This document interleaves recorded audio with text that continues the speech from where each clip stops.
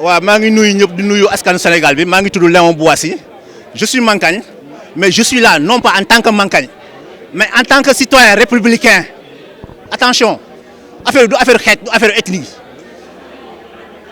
je suis là en tant que citoyen républicain moi je crois à la République je crois à la démocratie je crois à l'État je crois à la nation une notion très noble voilà léegi problème am na il y a eu un meurtre ignoble meurtre bu ñaaw dafa mel ni meurtre boobu bu dee da ngeen di fàttaliku ngeen journaliste turc boobu journaliste non autant pour moi journaliste Arabie Saoudite bu ñu demoon fekk ji Turquie voilà jàpp ko c'est la même chose jàpp ko dugal ko ci ruuk rey dagati sotti ko jël barigo sotti fa acide ba mu fees dugal yàppam boobu ba mu yàppam bi sey comme ça du am benn preuve c'est la même chose li am lii c'est presque la même chose. nga jàpp ne kii di François Mancabou noonu lañ ko def. effectivement dañ ko jaay doole maanaam fekk la sa biir kër ci jaay doole sans mandat affaire bi daal jaarul justice maanaam daal ñun ay homme de tenue la ñu ay borom doole ñoo ñu yebal on fait ce qu'on veut on te trouve chez toi daji sa buntu ñoo fekk la jaxase sa kër yëpp dugg ron xool fu nekk jaxase lépp téye la yóbbu la dem dóor ba nga dee mu yem fa voilà kenn du ñu laal. kenn mënu ci dara parce que nous on est la police protégée parce qu'il y a des gens derrière lii moo am il y a un meurtre ignoble c'est la vérité. nga moo li procureur bi wax. le procureur qui arrête d'insulter notre intelligence procureur maa ngi wax ak yow élève buy def C2 gis nga sa discours bi nga ko waxee élèves yi dañu doon ree élèves yi de C2 dañu doon ree pour te dire que ils ont dépassé ce niveau là yow muy jàng dem université dajale ay diplômes les élèves de C2 et de CM1. bi nga waxee sa discours bi ci lañ dañu nekkoon di ree il riait il ricanait ça c'est des salades pourries nañu arrêter di insulter notre intelligence voilà on n'a jamais vu quelqu'un un gars qu'on a trouvé chez lui avec sa femme avec ses enfants tous bien portants ñu téye la yóbbu la parce que da nga dem police ci da ngay xaru pendant 13 minutes ngay mbëkk mur bi de mbëkk ay barre de fer pour te suicider. Pendant ce temps, vous, la police, vous avez une caméra, vous filmer sans intervenir, alors qu'il est à garde à vue. Ça veut dire garder à vue. Il y a des gens qui sont garder, le gars est là, vous le gardez à vue. Vous avez dit que beaucoup de forces spéciales. Si force spéciale, nous avons la genèse des choses. Macky Sall, avec son gouvernement, Benno Bokk Yaakaar et consorts, nous avons dit voilà lépp lu war a lu obstacle devant leur avancée pour accaparer l'Assemblée nationale pour se réélire en troisième mandat en 2024 tout ça doit être éliminé loolu moo c'est ça là le fil rouge là mooy fil rouge maanaam lii mooy yàq bi léegi depuis lors ils ont éliminé Karim Wade bu naa ne prince la parce que doomu Abdoulaye Wade du ku ndaw.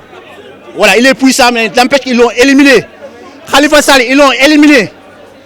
Voilà, ñeneen ñi tamit tëj nañ seen gémmiñ kan moo fi des Sonko moo fi des man faraluma Sonko entre guillemets je dis entre guillemets fii nii faraluma Sonko parce que Sonko taxuma du moom moo ma taxaw nii di wax fii entre guillemets faraluma Sonko mais ñoom nee nañ comme Sonko est le seul survivant tout ce qui voilà lu yëngatu rek pour ñoom Sonko la.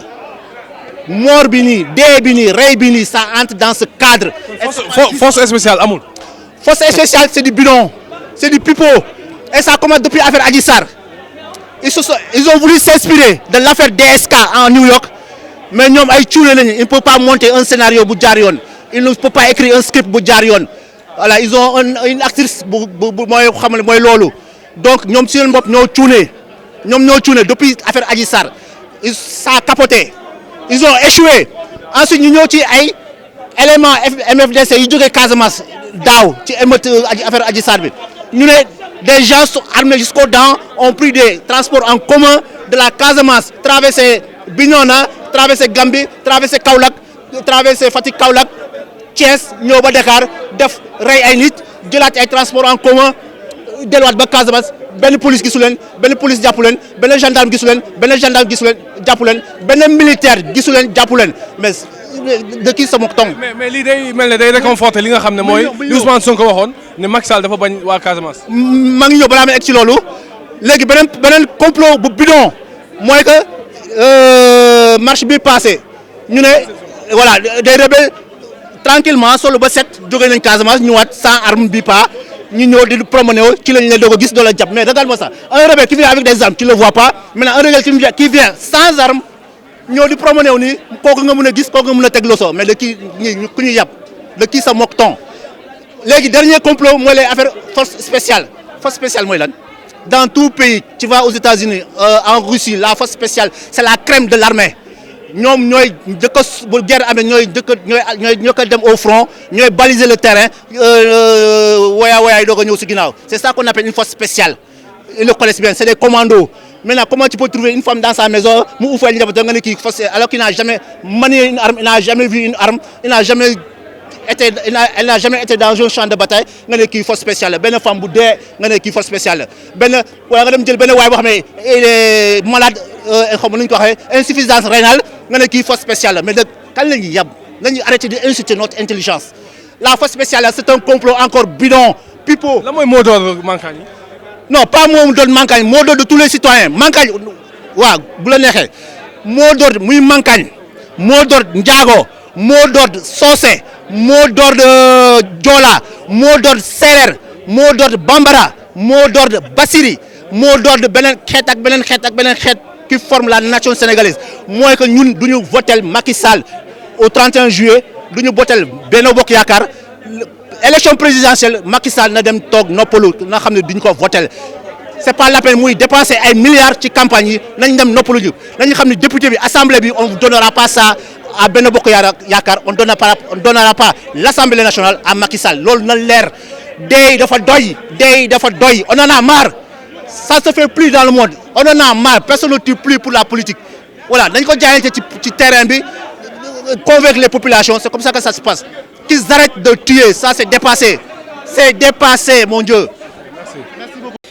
ama yabaatee weesuwul nga rey nit ki ba pare nga ñëw nga ne nit ñi yow nit ki moom bëgg mur wala dafa bëgg ay grilles de sécurité amul sens tey ji yow déjà nit koo xamante ni ñaari loxo yi ak ñaari tànk yëpp dañoo damm nga ne dafa nekk di bëgg même bu su ma bëggee sa benn tànk bi mu damm je crois que mënu amatuma benn force bi may dooree mur bi ba damm deuxième tànk donc am na loo xamante ni je crois que procureur dafa war a am gàccee sax te jàkkaarloog Sénégalais pour wax yeneen yi je crois que c'est une honte et ça là je crois que les Sénégalais en tout cas sont en train de noter.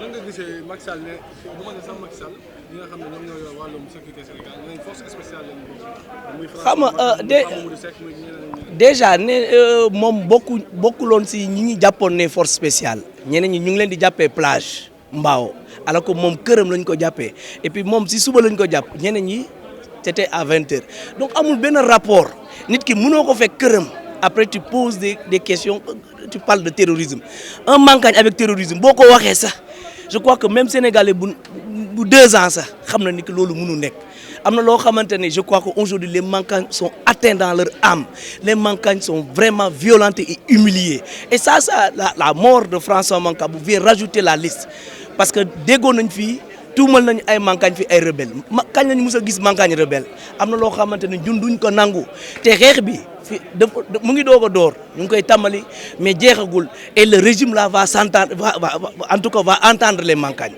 parce que yeneen ñi duñ ko nangu mukk.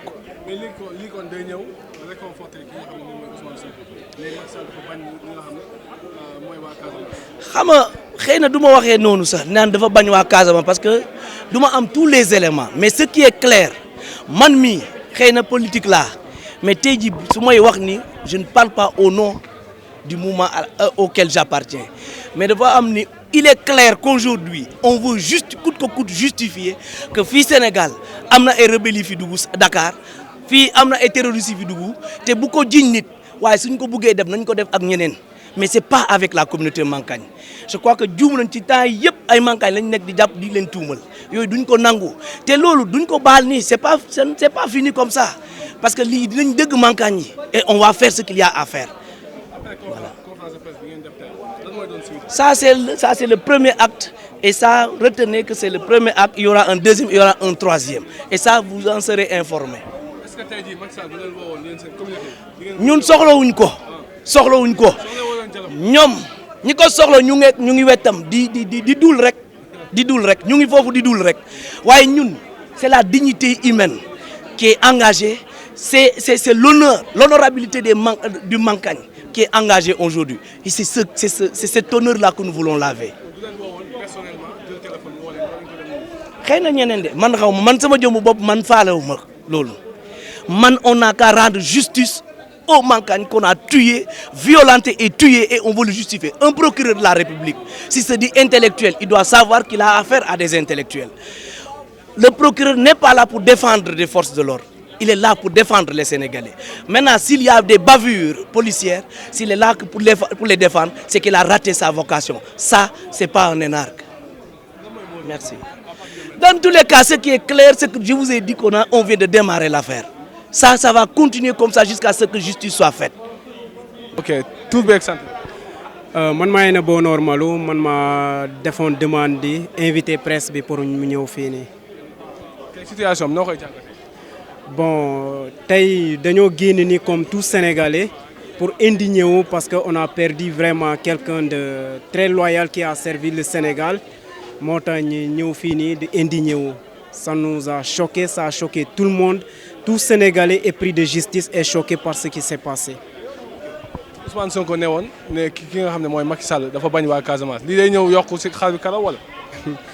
Bon Ousmane Sonko dafa ne Macky Sall dafa bañ Casamance loolu moom c'est quelque chose entre Ousmane Sonko et Macky Sall. Ousmane Sonko bu ko waxee c'est que sûrement il a des preuves que Macky Sall dafa bañ Casamance yi. C'est que Ousmane Sonko il a des preuves pour ça. tey lii du ñëw yokk jox Ousmane Sonko raison François Mancabou mu nekk doomu Casamance ñu boom ko boom yu nekk.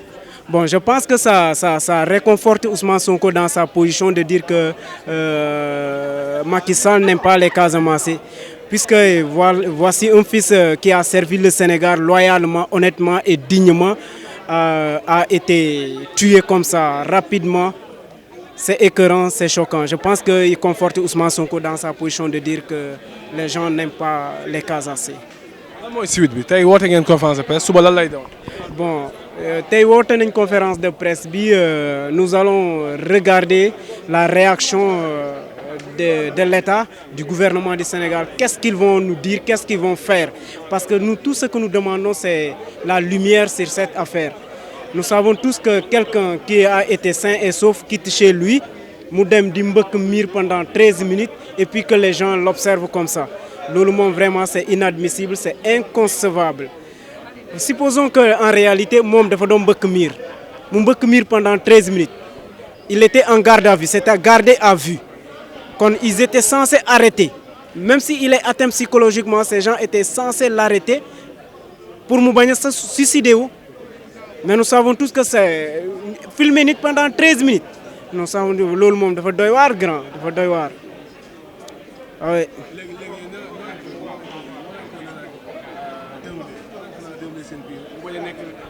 mooy xeexu waaso mooy xeexu xeet ak xeet. moo tax boo gestion de communication. ok boo peut-être xam naa. ok boo xoolee bon on a inclus tout le monde. Il y a Karim Xhurma qui était là. Il y a aussi un représentant de FRAPP qui était là. Bon, on a invité tout le monde. On ne pense pas que c'est une chose d'une ethnie, quoi. Parce que le Sénégal, melul noonu, quoi. Ça ne concerne pas une ethnie. Tout le monde est indigné, donc je pense que ça concerne tout le monde. Même si aujourd'hui on voit les Mancagnes devant, mais ça ne concerne pas tous les Mancagnes. C'est d'abord un Sénégalais qui est tué. Donc tous les Sénégalais s'indignent. Les menaces seront exécutées. Est-ce que vous allez dem si kii bi nu mu tudd si xamba yeeg yooyu noonu. Non, loolu moom on laisse à la société culturelle. Ah oui, à nos anciens, bon, c'est une chose qui les concerne. Nous, ce que nous demandons pour le moment, c'est la justice pour notre frère Mancabou. Bon, tu veux que je confirme une chose, bon, ñoo xam quoi, de demande quoi. Loolu moom c'est quelque chose de sacré, de secret aussi entre eux. Oui. Okay, merci.